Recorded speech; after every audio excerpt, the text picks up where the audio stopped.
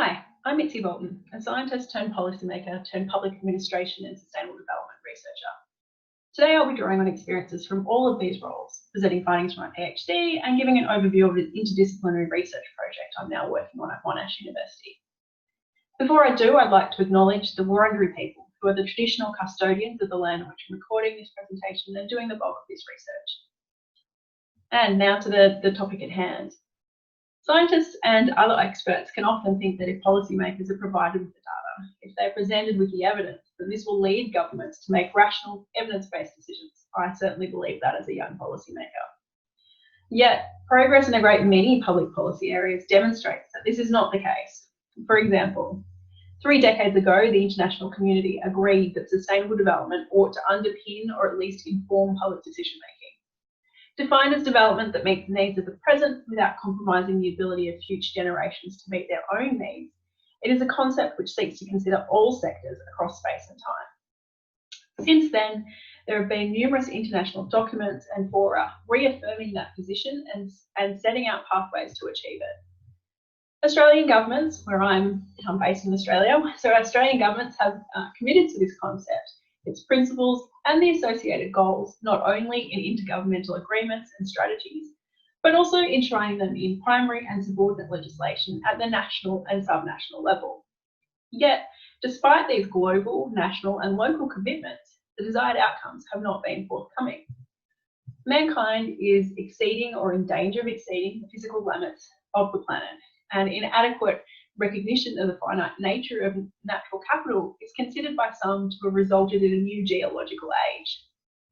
The Great Barrier Reef, one of Australia's most valuable tourism commodities and environmental wonders, has experienced some of its greatest bleaching events in recent years at the hands of both local and global policies. Literally thousands of scientists have argued in relation to climate change that despite 40 years of global climate negotiations, with few exceptions, we've generally conducted business as usual and have largely failed to address this predicament. Here in Australia, we can see the impact of this through record-breaking, crippling droughts and more frequent and intense bushfires, which are also occurring out of season, so in our winter, and within rainforests, which being wet shouldn't be able to burn. Australians are also becoming increasingly unhealthy, with obesity and other non-communicable lifestyle diseases continuing to rise and feature as our predominant cause of death. But you needn't take my cherry picking of facts and figures as proof.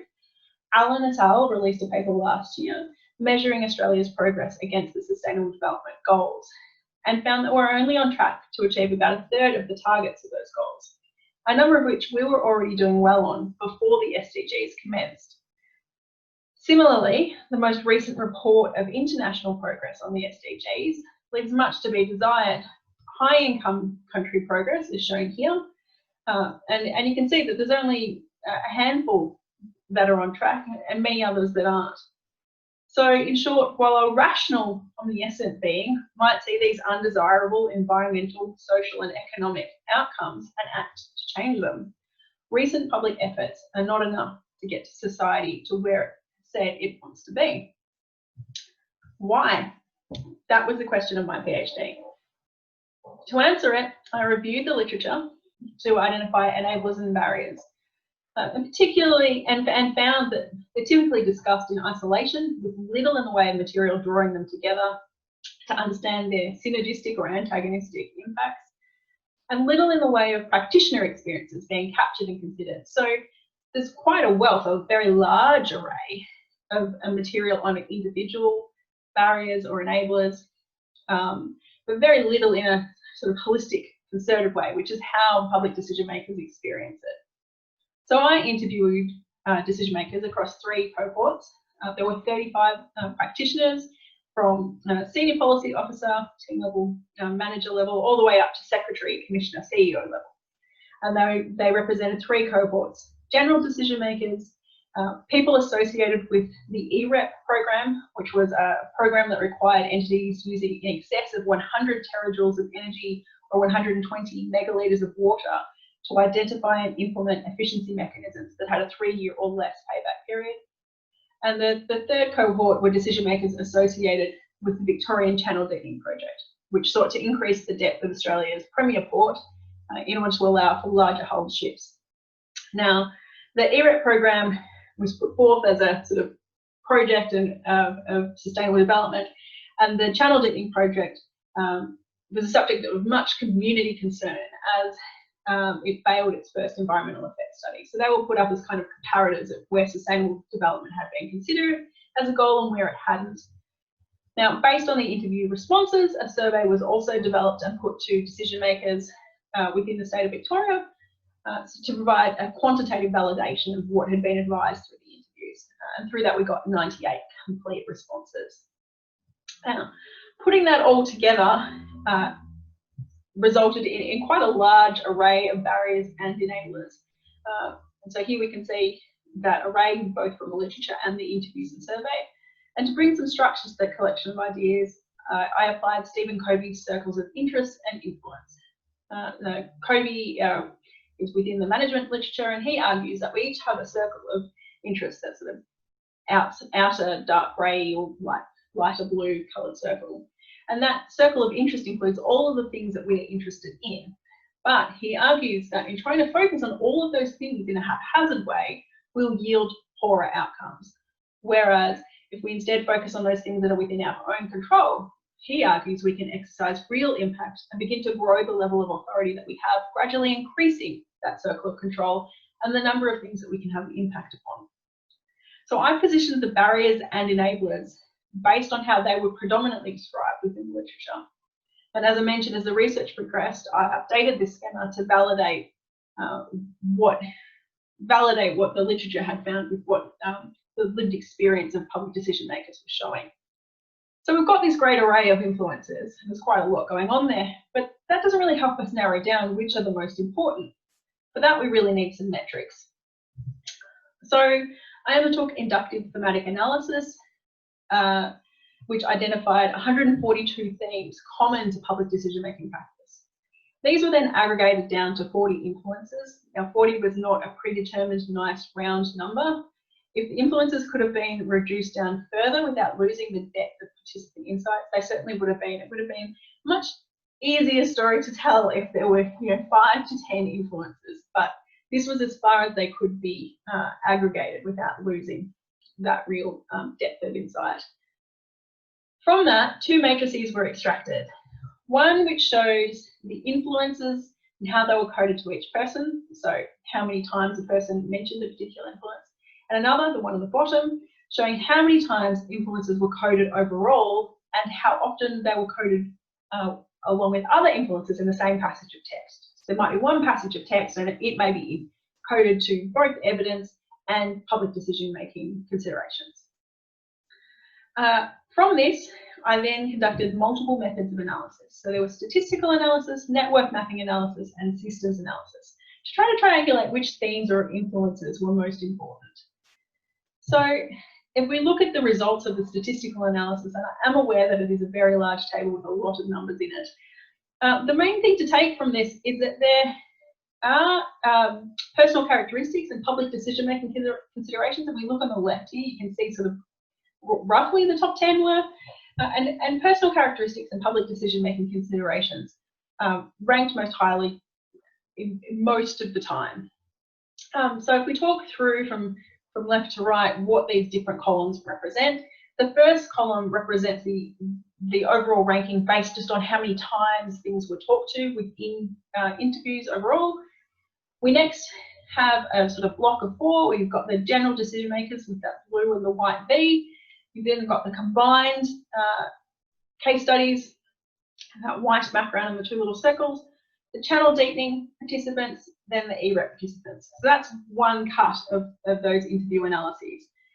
And from that we can see that the general decision makers and the channel deepening decision makers they rank things in much the same way. But the EREP participants, the people that were focused on achieving sustainable development, they had a clear goal they were trying to achieve, they focused on quite different things. So for them, appetite for change was most important, followed by commitment to concepts like sustainable development. And interestingly, implementation was a really key focus for them, whereas it ranked pretty lowly for the general decision makers and the channel deepening decision makers.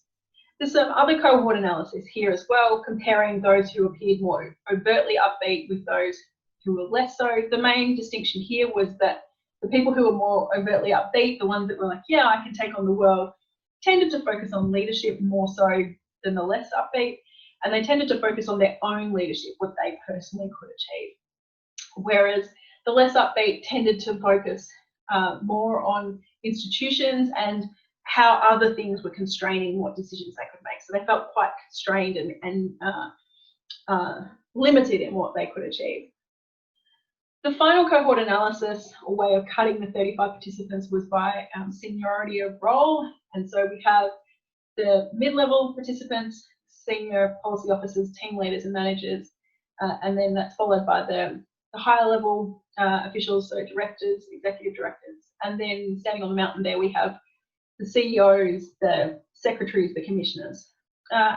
Again, some variation, particularly around resources, and implementation, which is probably more representative of people's day-to-day focus than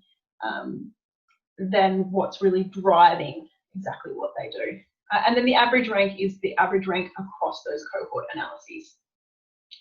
So again, the key thing to take from this, personal characteristics and public decision-making considerations rank very highly, but given that EREP participants have quite a different worldview, it would be foolhardy at this stage to categorically say that personal characteristics and public decision-making considerations are the areas on which we should primarily focus when looking for solutions to help reduce decision-making complexity. Another way to consider which influence is most important is through network mapping analysis, which illustrates the strength and importance of connections between related influences or nodes. So using the second table from the inductive thematic analysis, this is the table that compared how often influences were mentioned together, we can see how these connections are made, and they're illustrated in two ways. One way is the thickness of the line, which shows the strength of the relationship between influences. So we can see there's quite a strong relationship between personal characteristics of public decision makers in the middle there and leadership in the top right. Quite a strong line. Whereas the relationship between personal characteristics and governance is a far weaker one. The other way to look at it is to consider the importance of the individual nodes to the overall functioning of the network. And for that I used a measure called betweenness centrality, which gives an indication of the shortest path travelled between nodes based on particular algorithms. In this case, the Buchterman-Reingold. Now, those nodes with greater betweenness centrality tend to be those that are most closely connected to other nodes. That is, they're the Kevin Bacons of the network. And they're thus considered the most important in terms of the connectivity of the whole network. So basically understanding how the whole system works, those that are most important have a really key role within that system functioning. So in this case, the larger circles represent a higher betweenness centrality, or greater importance to system functioning. And I've highlighted the top 10 in green, blue and red. So green was equal first, blue was ninth and red was 10th.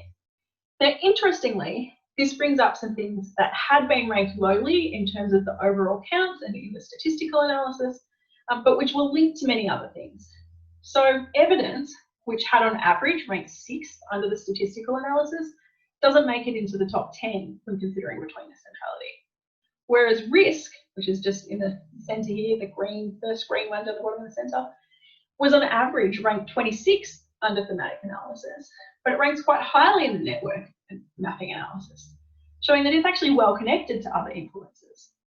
And this suggests that even though it isn't discussed in great detail and therefore probably isn't front of mind for many people, it does appear to have a key role in the functioning of the public decision-making system. And so it also needs to be considered when thinking about what influences decision makers. So it might be that even though personal characteristics and public decision-making considerations stand out most strongly, risk is underpinning why they are or aren't using your data set. Now, one of the great things about network maps is the ability to focus on one singular node and its connections. And here we're focused on personal characteristics. It was the primary influence under the statistical analysis. And we can see that it has strong links with many other influences or nodes, like cognitive biases, relationships with ministers, institutions, culture, and leadership. So we can see that there's quite a complicated story underlying the development and expression of just one node, just one influence. And that suggests that there's a need to understand more deeply how the system and its interconnections work, because there's similar maps for all of the nodes, some of them with more or less connections, but nonetheless showing complexity. If we apply the Covey schema, we see another thing. So we can see that a number of the most mentioned things, like personal characteristics and public decision-making considerations, are within people's circle of control, that yellow dotted line. However, we can also see that a number of the key influences identified within the network analysis, so those things that are in green, red and blue, they're on the periphery of the circle of control, if their placement is as it was described in the literature. So if we think back to that cohort analysis where we have the more overtly upbeat and the less overtly upbeat, it might support, what we're seeing here might support a hypothesis that those who believe they can drive change do so, because as they focus on things, they expand their circle of control. Whereas those who are less confident, less believing that they can have real impact, tend not to focus on those things. And so then we start to see some of the more important influences in the network analysis. If that yellow line, that circle of control shrinks, we'll see some of those important influences fall outside of the circle of control. And thus, people are having less impact upon the things that really drive the system functioning. So what can we take from all of this? There's a lot going on there.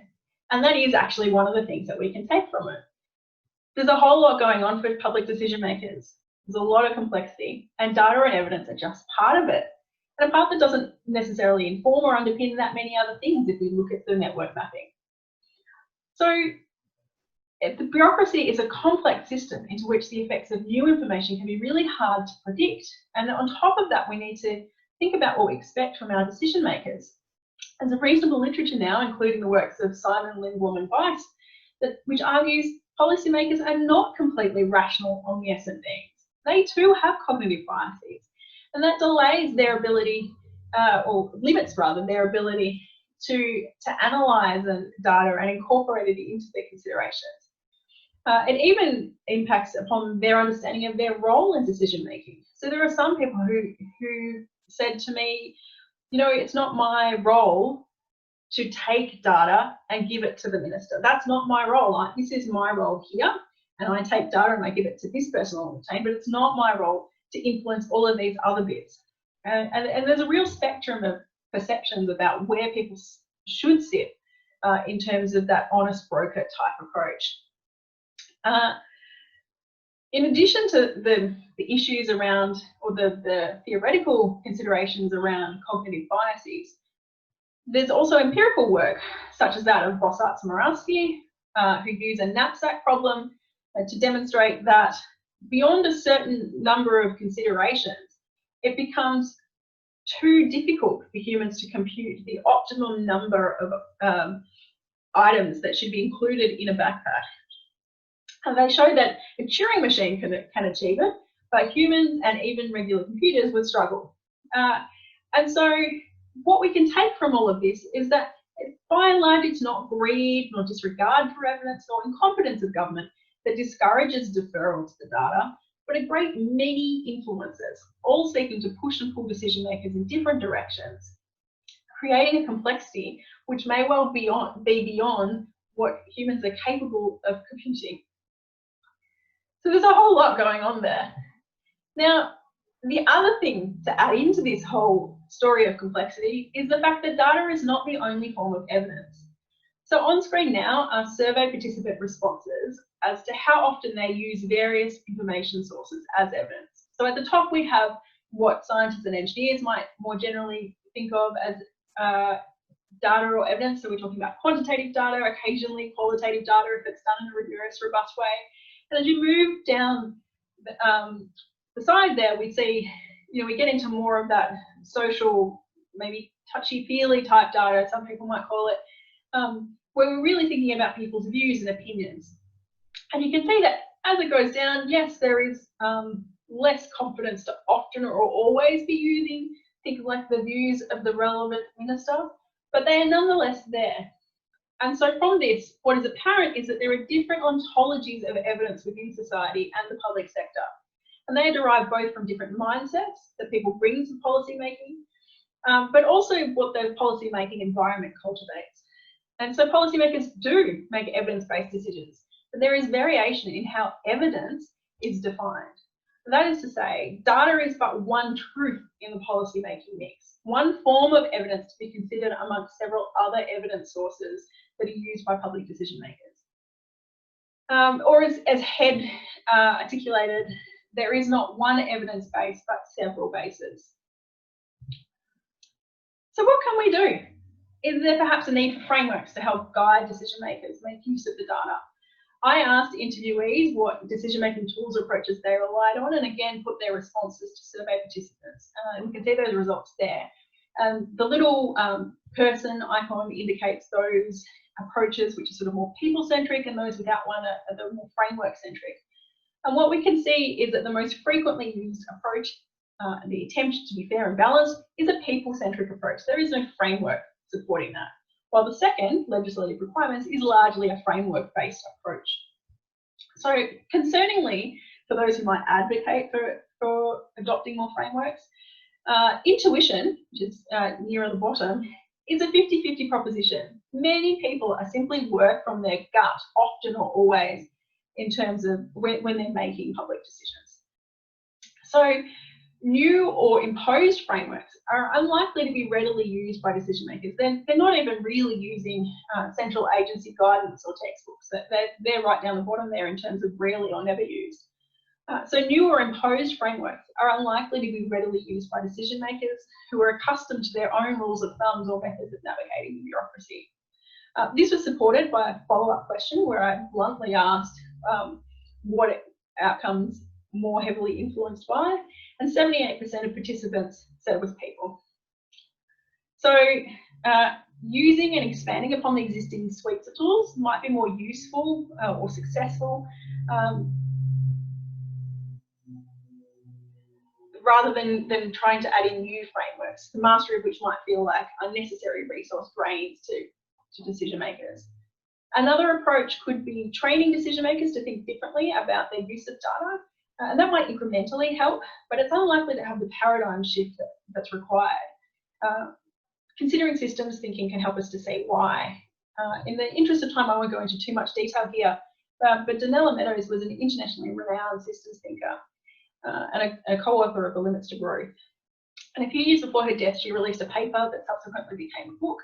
And in it, she describes 12 leverage points present within systems and argues that the closer that you get to leverage point 1, the harder it is to employ the leverage point, but the more success you'll have in changing the system if you do. Whereas leverage point 12, bottom, is the easiest place to drive leverage, to drive change, but also the least likely to actually drive real meaningful impact. And so an example might be that debates over the appropriate amount of money that welfare recipients should receive seems important, but it's really just an argument about constants and numbers, whereas a more fundamental system change would result from replacing the complex array of government subsidies with a universal basic income, which is really changing the rules of the system. So what we can kind of see is that simply presenting the data in an honest broker type way is a little bit hit and miss in its impact. And there is a need for those with data to be thoughtful about how they present it to public decision makers and which leverage points they use. So my research found that all influencers, all 40 of them, have the potential to act as reinforcing feedback loops. So targeting higher leverage points, such as leverage point 6 around the structure of information flows, might be a more influential way to increase the use of data. So, can we change information flows with AI? That's something that colleagues at Monash and I are exploring. We're looking to use AI and machine learning to enhance public sector data collection and analytics, and to further the achievement of societal aspirations, particularly around sustainable development goals. And really what we're trying to do is find a novel way to alter information flows into public decision-making systems.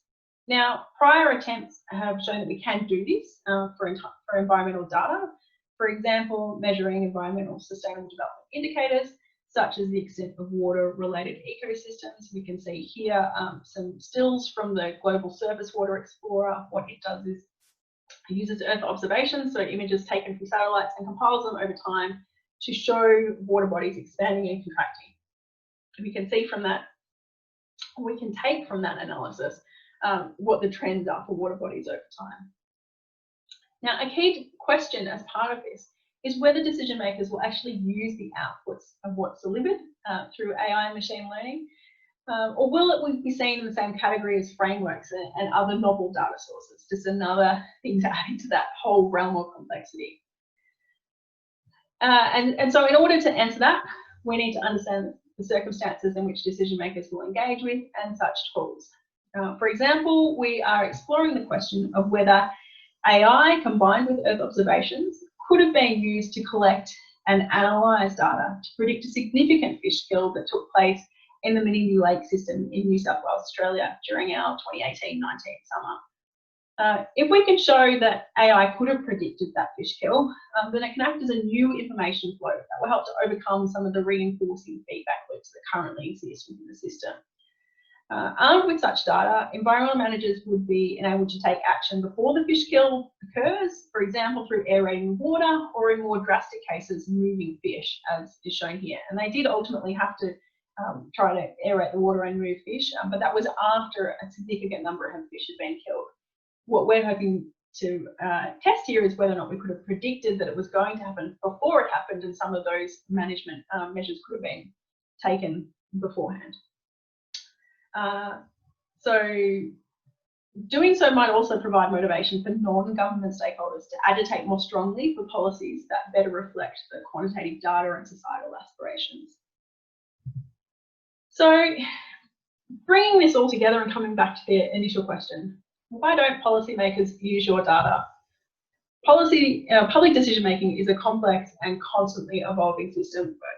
We've seen how many influences there are and how interconnected they are, and the influence of individuals on which influences are most important.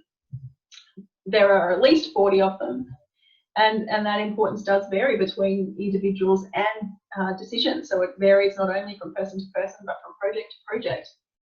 Data and evidence is just one consideration amongst these, and data is just one form of evidence. There are many forms of evidence that are considered by public decision makers within a democracy. Novel frameworks and structures don't tend to help, and people aren't too keen on learning new ones. So we need different solutions. And employing systems thinking to identify more impactful leverage points might help us to do that. And that's what we're trying to do at the moment in terms of using AI and Earth observation. So that's all I've got for now. Thank you very much if you've made it to the end of this presentation. If you'd like more information, please don't hesitate to get in touch, and I hope you have a lovely day. Thanks. Bye.